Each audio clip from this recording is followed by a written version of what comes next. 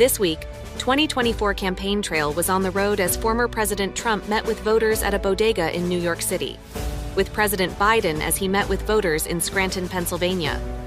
Also, a look at the failed efforts to change how Nebraska's electoral votes are counted. But first, a look at the latest poll numbers and ads from the GOP and Democratic presumptive presidential nominees. The latest from YouGov and The Economist had President Biden and former President Trump tied nationally, with independent Robert F. Kennedy Jr. getting 3% support. An Echelon Insights poll released earlier in the week had President Biden up just 1% over former President Trump, still a statistical tie. Better news for the independent Kennedy in that poll, though, with 11% support. The most recent national poll released this week from Emerson College showed former President Trump with a slightly higher edge, up 44% to President Biden's 40%, with Kennedy at 8%. Next, two of the latest ads from the Biden and Trump camps, which focused on campaign stops the two candidates made earlier in the week in New York City and Pennsylvania. Then some of the highlights from the candidates' interactions with voters. Scranton is a set of values. We pride ourselves on the importance of family and honesty and hard work. Joe loves Scranton because this was the beginning. President Biden is my first cousin, and there's almost like a part of him still here in Scranton. We're all middle-class people, hard-working people, and he was part of it. And I'm a longtime friend of President Joe Biden. We go way back, before we were in grade school. He never forgot where he came from. Scranton really, I think, is the case study for what President Biden has done since he's taken office. 4 years ago, we were distressed. We're out of financial distress as a city. People are working. People are, I think, happier because they can find a job. We have construction all over the city. I have seen an increased number of new businesses open since the pandemic. I feel like for the first time in a long time, we have a president who understands normal middle-class people like me. I do not believe that President Trump was for the little guy. He was for the wealthy. That was his lifestyle, and that's what he protected. Trump is for Trump. President Biden is setting us up for not just tomorrow, but for 50 years from now. We are so optimistic for the future of Scranton and continuing the work going ahead the next 4 years. Violent ex-con attacking a hard-working store clerk here in New York City. The clerk fought back and stabbed his attacker to death. Radical DA Alvin Bragg slapping him with a murder charge. Going to a bodega.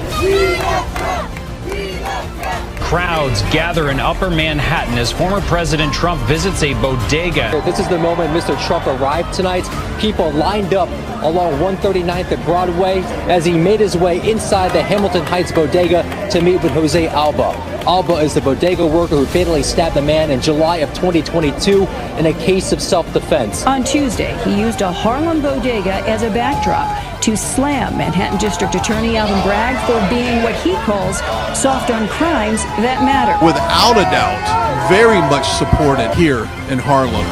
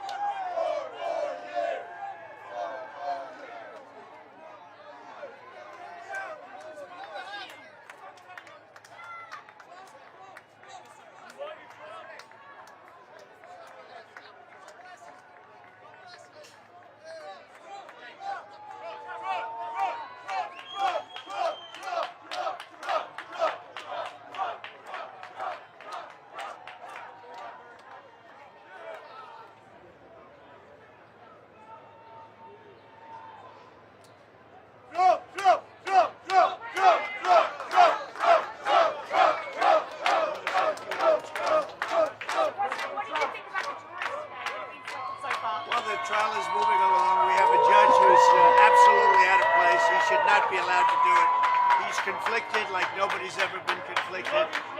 This is a very exciting time for me because the bodegas, the association, invited me, and I respect them and they respect me. They want law and order. They have a lot of crime, tremendous crime, where their stores are being robbed. And as you know, we're going to give New York a very good shot for the presidency. We think we should be able to do it. A lot of things have changed. Lee Zeldin did a beautiful job. He ran, he lost by a little bit. And New York's a lot different. And we'll work with the mayor, and we'll work with the governor, and we'll bring in a lot of federal money, but we have to straighten out New York, and that includes crime. And these guys have great people, great friends, but they have tremendous crime, so we're going to straighten it out. Now, it's very deal here. 50%, that more than 50% of people actually believe, or a majority believe, that the judge and the jury are going to have some kind of bias against you. Yeah, no, they believe. I heard 78% think it's a rigged deal. And it is a rigged deal. It's a rigged trial. Our courts, everything is screwed up in New York, and the whole world is watching. This judge is so conflicted. You understand that. You'll take a look at that. There's never been a judge so conflicted as this. It's ridiculous. And also, there's no crime. You know where the crime is? In the bodegas, where they come and rob them every week, or more than that. Do you think the juror, in your mind, is an ideal juror? Anybody that's fair. Do you believe that the jury seated? I'll let you know after the trial, depending on what happens. Because don't forget, we're appealing. There shouldn't be a judge. If you look, and you take a look around, a good strong look, every legal scholar, every legal pundit said there should be no trial. There was nothing done wrong. This is all politics. This is coming out of the White House. And, it makes me campaign locally, and that's okay. That's I don't think so. There we go. You know what? I don't think so. I think we're doing better, Brian. We're doing better now than we've ever done. So I think it's having a reverse effect. You know what? All I want is fairness. And these people have to be treated better. The Bodega Association, bodegas, because every week they're being robbed 2-3 times. It's crazy. It's crazy. And you know what? The police can do it. They can stop it. But they have to be allowed to do their job. So what is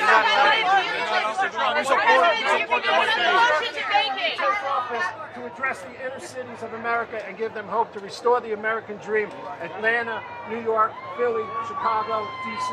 We're going to come in, and number one, you have to stop crime, and we're going to let the police do their job. They have to be given back their authority.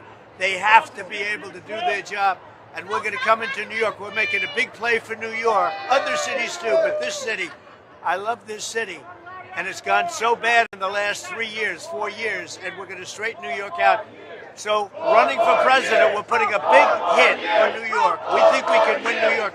With 500,000 migrants that poured in and take over the parks, they took over your hotels, they take over everything. It's no good. And you know what they've done? They've destroyed so many people. The African-American community now is not getting jobs. Migrants are taking their jobs that are here illegally. Hispanics are not getting jobs. Migrants are taking the jobs. If you look at the unemployment is good for migrants now. It went up 10%, all migrants. And they're in our country. Now, they're coming from prisons. I don't know if you know. They come from mental institutions. They come from prisons. They come from places you don't want to know about. They're coming from jails and prisons, mental institutions, and insane asylums. And you have massive numbers of terrorists coming into our country, all because of Biden. And by the way, this trial that I have now, that's a Biden trial. They want to keep me off the campaign trail. But based on what I'm doing, I think there's more press here than there is if I went out to some nice location. How would you make the bodegas safer? I like the police have to be able to do their job. The police in New York are great. They have to be able to do their job. They have to protect these people. Because I just met, look at this young man. And he's got a son who looks like he's a movie star. He's much better looking than the father, and the father looks good. And you know what? He says he's robbed all the time. I said, how you doing? He said, well, we're robbed all the time. Look, beautiful place. He's robbed all the time. Nobody's ever seen it. It's Alvin Bragg's fault. Yeah. Alvin Bragg does nothing. He goes after guys like Trump, who did nothing wrong. Violent criminals, murderers. They know there are hundreds of murderers all over the city. They know who they are. They don't pick them up. They go after Trump. Say it, what? Mr. President, how do you feel feel about the 7 jurors that were selected today? I'll let you know in about 2 months. Mr. Trump, would you push an immigration reform for those good immigrants who doesn't have papers right now, but they have been working hard? Look, right now is we have to get the criminals, because many of the people coming into our country are criminals and mental patients. We have to get them out. They're going to bring them back. We're going to have the largest deportation in the history of our country. And you know who needs that? New York. And again, remember, African American, Hispanic American, Asian American, they're all losing. Unions are losing. What about those good ones who are here? We're going to be talking. We're going to be talking now. What is he doing here? Because he doesn't like the community, the Latino community, the Latino immigrants. Me? What would you say to them? Oh, I love them, and they love me. Did you see my numbers? My numbers are the highest numbers in the history of the Republican Party with the Latinos, with the immigrants. Did you know that? Yeah. And frankly, the immigrants, the illegal immigrants, we're going to have to do something because no country can sustain it. Remember, they're emptying out their prisons and they're emptying out their mental institutions into our country. These are prisoners and people from mental institutions, largely that are coming out.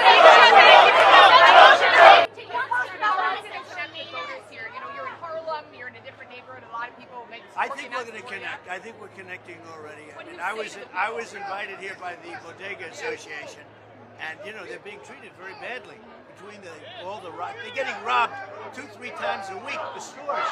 I think we're doing very well. Migrant issues. You know, you talk about it all the time. When you come to these neighborhoods, do you think people see what the border Oh, they see it. They see it. Look, the migrants have taken over New York. You have 500,000 illegal migrants in New York. The people of New York are not going to take it. That's why they're going to vote for Trump. Thank you. Thank you. Speak your jobs, speak your jobs. What do you think of the jurors? What do you think of the jurors? The jurors. Oh, I don't know. It's a little bit early to see. We'll see what happens. But the judge is totally conflicted. He should recuse himself. He is so conflicted. There's never been anybody conflicted like this guy. And you know what? All of that stuff is on appeal right now. It's all on appeal. And if the laws are right, the whole world is watching this New York legal system. This is all really election interference at the highest level.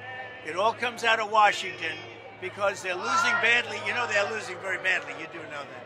They're losing badly in the polls.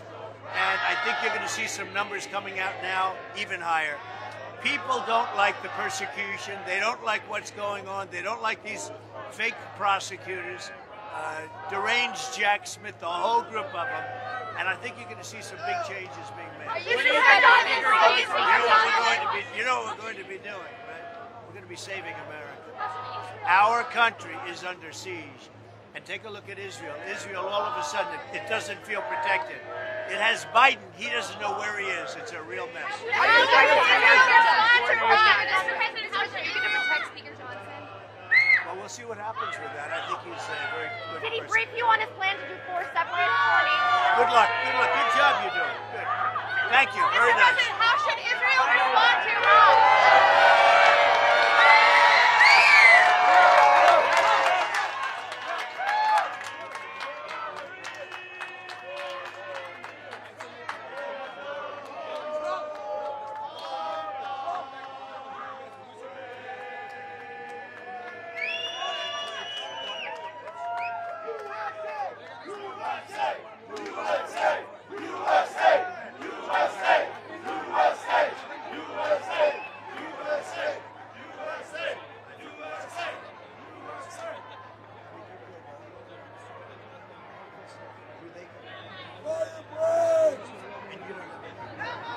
They come in with guns, and he's not allowed to have a gun, okay? That's not good. Not the father of this movie star. He's going to be a movie star, you know that. He's going to forget about bodegas. You're going to do the movie star. We'll send him to Hollywood. Goodbye, everybody. What's your plan for the rest of the days in New York?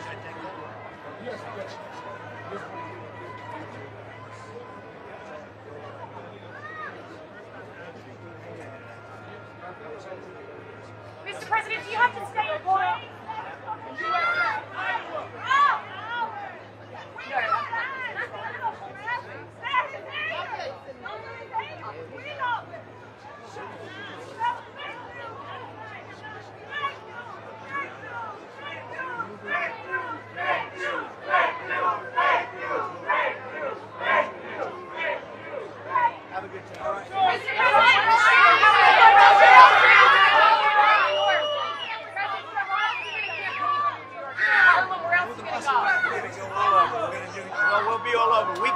doing rallies all over the place.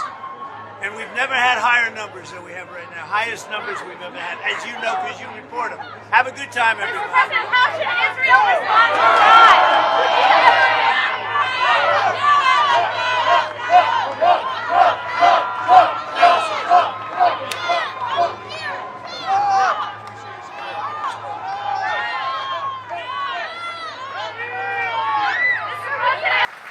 I learned that no one's looking for a handout. All anybody wants is a fair shot at making, and they deserve a fair shot.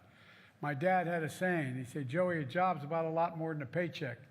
It's about your dignity. It's about respect. It's about being able to look your kid in the eye and say, honey, it's going to be okay, and mean it.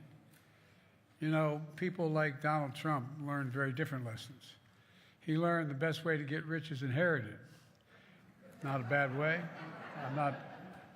He learned that paying taxes was something people who work for a living did, not him. He learned that telling people you're fired was something to laugh about. I guess that's how you look at the world when you're in Park Avenue or Mar-a-Lago. When I look at the economy, I don't see it through the eyes of Mar-a-Lago. I see it through the eyes of Scranton, and that's not hyperbole. That's a fact. Where honesty and decency matter. Scranton values or Mar-a-Lago values. These are the competing visions for our economy. And they raise questions of fundamental fairness to the heart of this campaign that I want to talk to you about a little bit today. Folks, trickle-down economics failed the middle class. It failed America. And the truth is, Donald Trump embodies that failure. He wants to double down on trickle-down. His failure starts with his $2 trillion tax cut that overwhelmingly benefited the wealthiest and biggest corporations and exploded the federal debt when he was president. Donald Trump added more to the national debt than any president of the United States in a term in all of American history, more to the national debt. Meanwhile, when the pandemic hit, Trump failed the most basic duty any president owes the American people, a duty to care and a duty to respond. Remember when he told us, don't worry, this will all be over by Easter. Remember when he told us, literally, inject bleach. Bless me, Father. Look, there are only 2 presidents on record in all of American history that left office with fewer jobs than when they entered office. Herbert Hoover, and yes, Donald Herbert Hoover Trump. You know, I've already been delivering real results in a fiscally responsible way, but I know not everyone's feeling it. Just the other day, a defeated-looking guy came up to me and asked if I could help. He was drowning in debt. I said, I'm sorry, Donald, but I can't help you.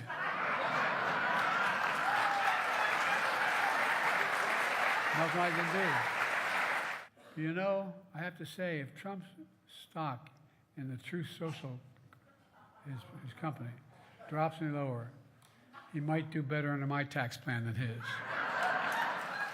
Folks, he's coming for your money, your health care, and your Social Security. And we're not going to let it happen. Can't let it happen. Donald Trump looks at the world differently than you and me. He wakes up in the morning in Mar-a-Lago thinking about himself, how he can help his billionaire friends gain power and control and force their extreme agenda on the rest of us. Listen to what he says. He says, quote, I'll be dictator on day one.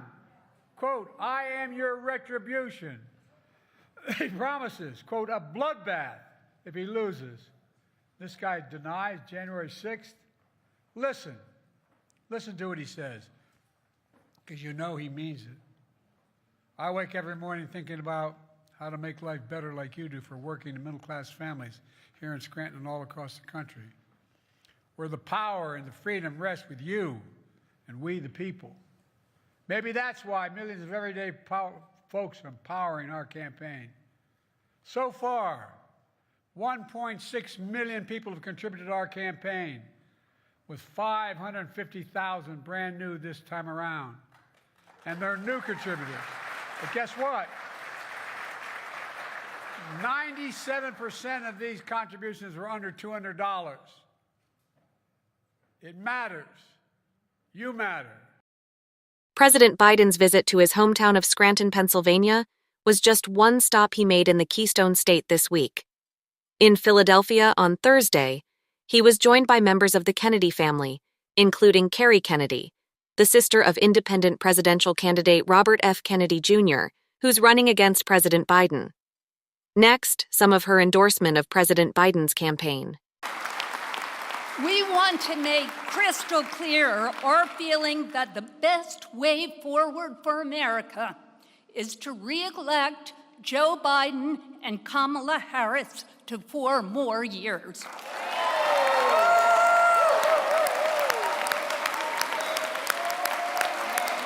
4 more years.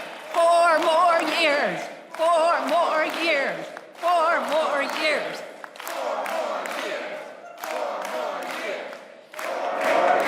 President Biden has been a champion for all the rights and freedoms that my father and uncles stood for. That's why nearly every single grandchild of Joe and Rose Kennedy supports Joe Biden. That's right. That's right. The Kennedy family endorses Joe Biden for president.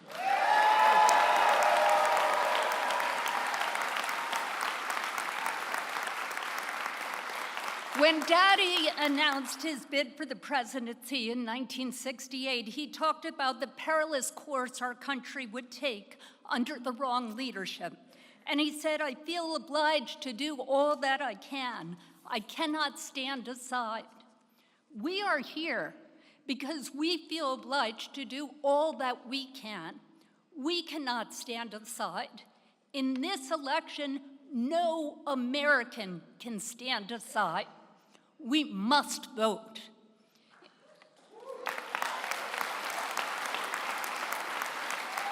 In 2024, there are only 2 candidates with any chance of winning the presidency.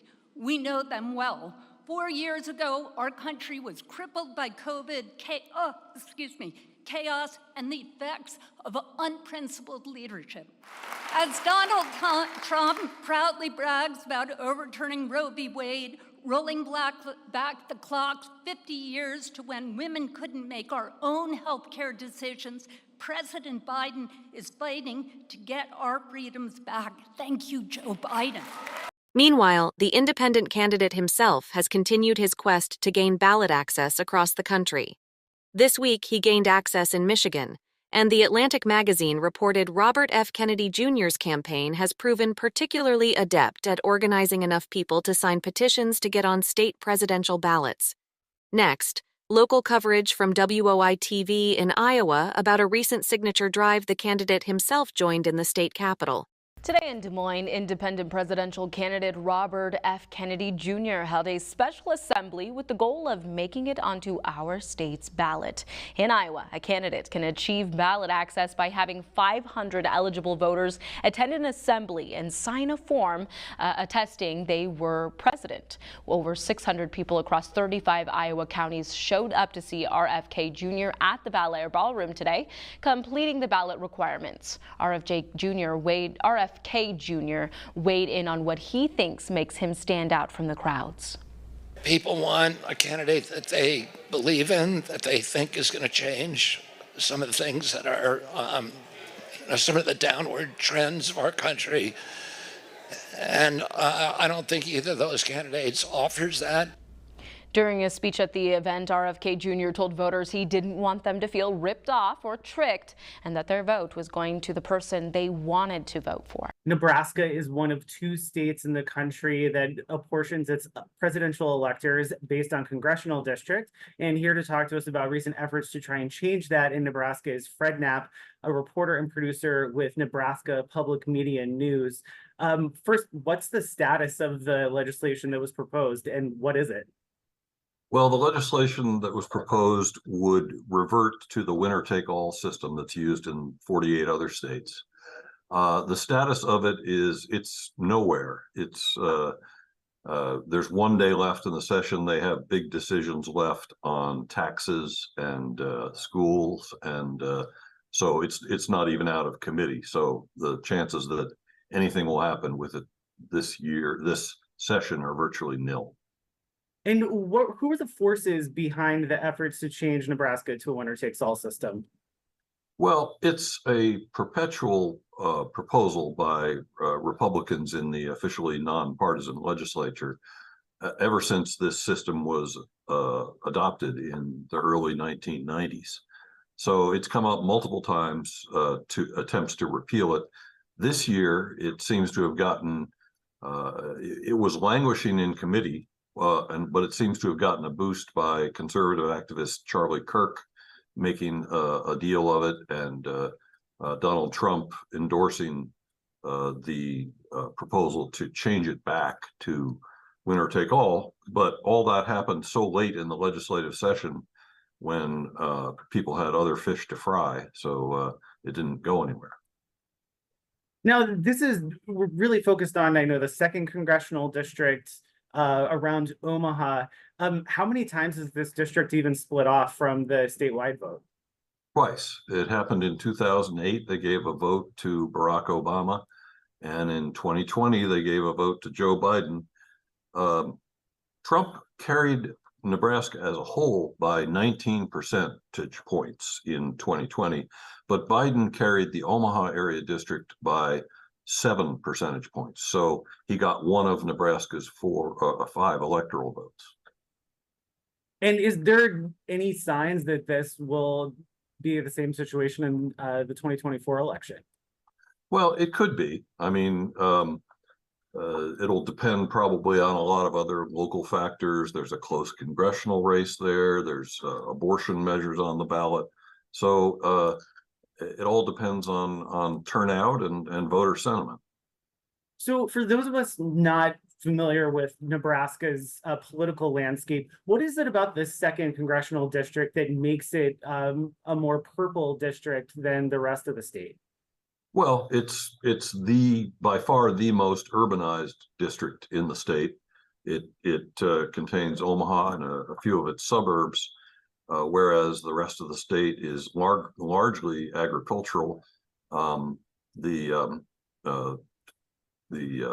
1st district, which includes Lincoln, which the city itself tends to vote Democratic, but it's included in a congressional district that is overwhelmingly Republican. So its electoral vote has never switched. And then the 3rd district, which is huge, most of the state is very solidly Republican.